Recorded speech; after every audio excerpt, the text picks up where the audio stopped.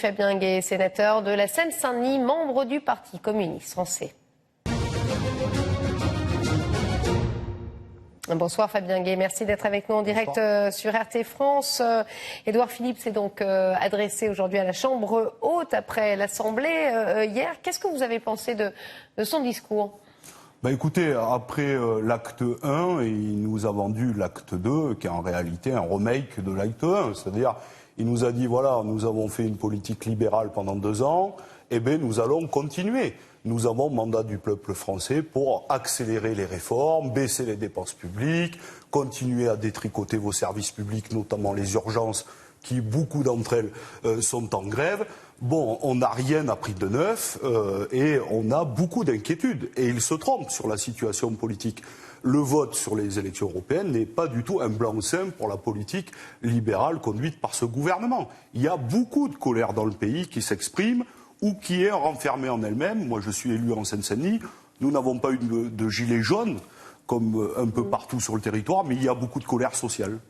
Vous dites finalement la politique libérale se poursuit et c'est ce que vous critiquez au PCF. Il n'empêche, les sénateurs aujourd'hui qui sont, on le rappelle, le Sénat contrôlé par l'opposition de droite, c'est pourtant abstenu. Alors est-ce que les choses sont aussi claires ? Est-ce qu'on est vraiment dans une politique libérale de droite pour Emmanuel Macron, selon vous ? Ce qui a été fait aujourd'hui est une opération politicienne de la part du gouvernement. Parce que vous le savez, le Sénat ne peut pas faire tomber le gouvernement et à l'inverse, le gouvernement ne peut pas dissoudre le Sénat. Donc c'est absolument exceptionnel de demander un vote de confiance. En réalité, ils veulent continuer à détricoter la droite et ils y sont arrivés parce qu'il y a eu un grand débat dans la majorité sénatoriale. Est-ce qu'il faut soutenir la politique gouvernementale, s'abstenir, voter contre ?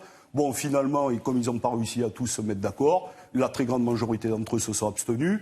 Bon, donc ils continuent leur opération de détricotage. Ce qu'ils voulaient, c'est marquer des points et voir qui seront les amis, comme ils ont dit, ou les ennemis du président de la République en vue des élections municipales.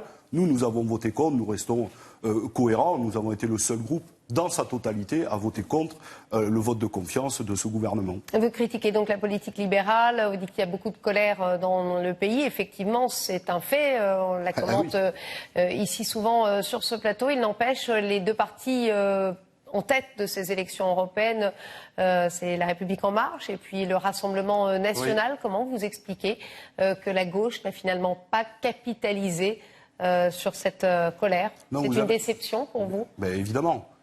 Il faut se parler clair. Donc, le premier parti, c'est d'abord les abstentionnistes, puisque je rappelle quand même qu'une électrice et un électeur sur 2 ne s'est pas déplacé pour aller voter. Et après, vous avez raison, il faut regarder les choses dans leur réalité, c'est-à-dire qu'ils ont atomisé tout le champ politique, ils continuent leur recomposition et ils veulent jouer un duel ou un duo avec le Rassemblement national en disant « c'est nous ». Ou Marine Le Pen. Et c'est vrai que la gauche ne recrée pas d'espoir. Mais pourquoi ? Mais parce qu'elle est atomisée, parce qu'il y a eu plusieurs listes, parce que les gens ne se reconnaissent pas aujourd'hui, même s'ils disent beaucoup de choses. Par exemple, moi j'ai été avec les Gilets jaunes sur les questions d'ISF, sur les questions de justice sociale, de justice fiscale. Ils disent ce que nous disons, mais c'est vrai que nous avons du mal à le traduire en espoir pour redonner envie aux gens et confiance pour voter. Et ça, c'est une réalité. Qu'est-ce qui fait que, selon vous, que c'est le rassemblement, que ce soit, le Rassemblement national qui capitalise sur cette colère? Oui, mais ça vaudrait une émission politique, en réalité, pour déterminer ça. Mais c'est vrai que le duel installé par Emmanuel Macron en disant si vous ne votez pas pour nous, finalement, vous aurez le pire. Et donc ça, c'est vrai que ça contribue. Et puis après, elle accumule sur une colère en la détournant en réalité. Parce que le Rassemblement national, si on regarde les 5 dernières années au Parlement européen, a toujours été contre les intérêts populaires. Elle a voté toutes les régressions sociales pendant 5 ans. Et après, il y a un double discours dans les hémicycles ou sur les plateaux de télévision. Donc c'est vrai qu'il faut que nous mettions ça au jour. Alors, le Premier ministre a défini 3 enjeux prioritaires, l'écologie, la justice sociale et un fonctionnement démocratique beaucoup plus clair. Vous êtes tout de même d'accord avec ce diagnostic, finalement ? Moi, je considère que le XXIe siècle doit être l'humain et la planète d'abord.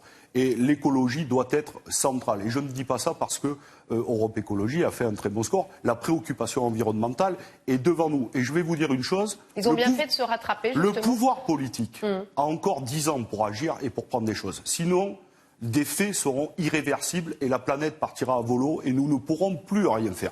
Donc ça doit être une préoccupation. Mais franchement, j'ai du mal à vous dire, par exemple, prenons les faits.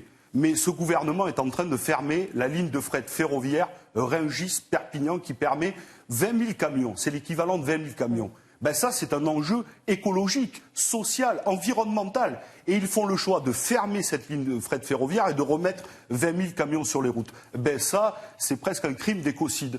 Idem pour l'interdiction du glyphosate. Vous étiez ce jour-là à l'Assemblée nationale à 2h du matin. Alors, quand ça avait pas à été l'Assemblée voté. nationale, parce que moi je suis sénateur. Oui, c'est vrai, pardonnez-moi. Mais non, ce n'est pas grave. Mais j'ai porté avec mon groupe l'interdiction totale du glyphosate très rapidement. Évidemment, il faut accompagner les agricultrices et les agriculteurs pour changer de modèle, mais il faut en finir avec le glyphosate. Tout ça est le passé, et le XXe siècle. Une agriculture intensive. Il y a beaucoup de contradictions dans Oui, il y a des politique. contradictions, parce qu'on dit on est vert, on est écologique, on est les champions de la Terre, mais tous les faits démontrent le contraire.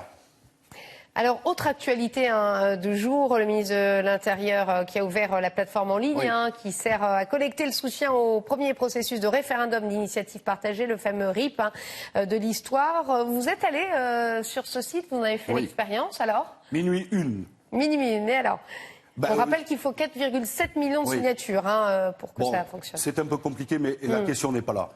La question, c'est que pour la première fois depuis 1986, alors qu'on libéralise, on privatise nos entreprises publiques partiellement ou totalement, et tout ça au nom de la concurrence libre et non faussée, on voit que ça, en fait, en réalité, ce sont les usagers qui payent. On pourrait prendre la question de l'énergie, on pourrait prendre tous les domaines. Et pour la première fois, il y a 248 sénatrices, sénateurs et députés qui ont dit « ça suffit, donnons la parole au peuple français ». C'est une question d'enjeu démocratique, ce qui est en train de se passer. C'est inédit. Et donc, que l'on soit contre les privatisations comme moi, ou que l'on soit même pour les privatisations, ou qu'on n'ait pas d'avis, on peut dire « je signe la pétition » pour demander le référendum, pour que nous ayons une grande campagne populaire. Est-ce qu'il faut, oui ou non, continuer à brader notre patrimoine de France ? Mais Fabien Gay, on vous dira, on cherche de l'argent. L'État, aujourd'hui, n'a plus d'argent. Les caisses sont vides. Non, mais ne reprenez pas l'argumentaire de Bruno Le Maire. Non, moi, je ne le reprends pas. Je suis là pour apporter la contradiction. Tout ceci est faux. La vente d'aéroports de Paris, c'est entre 8 à 10 milliards d'euros. Connaissez-vous le déficit de la France ? 2200 milliards. Donc, les 8 milliards, ce sont une paille, en réalité. Donc, ce n'est pas vrai. La seule chose pourquoi on privatise Aéroports de Paris, c'est pour continuer à faire des cadeaux privés. À l'époque, en 2005-2006, Bruno Le Maire, alors directeur du cabinet de Dominique de Villepin, avait privatisé les autoroutes déjà pour Vinci, et il veut faire le même cadeau à Vinci. Donc ceci est totalement faux, c'est une vraie question. Tout plaide les enjeux économiques, sociaux, les enjeux de développement de territoire, environnementaux, pour que notre aéroport, notre principale porte d'entrée, reste en maîtrise publique. En tout cas, on verra le déroulement de ce RIP et on rappelle qu'il n'est pas contraignant, que l'État conservera finalement le dernier mot. Non, merci. Ce n'est pas tout à fait vrai, mais la grande campagne populaire va faire que très rapidement nous allons obtenir les 4,7 millions et j'invite chacun et chacune à aller